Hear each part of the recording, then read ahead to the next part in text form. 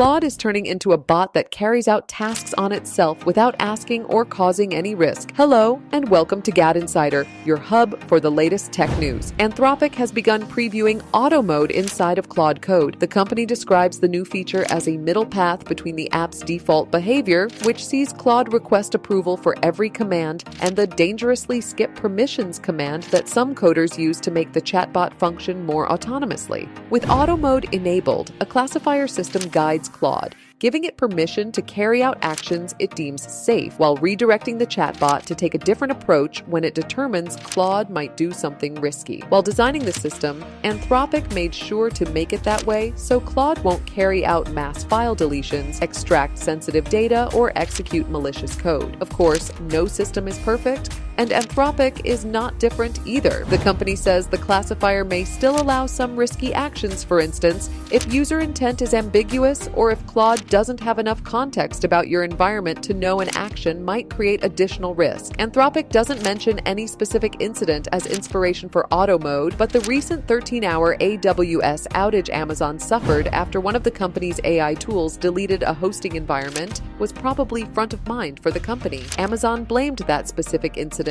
on human error, saying the staffer involved in the incident had broader permissions than expected. The auto mode has already rolled out for team plan users and is set to show up for enterprise and API users soon. For more updates, subscribe to GadInsider, like and share the video, and don't forget to press the bell icon so you never miss any update.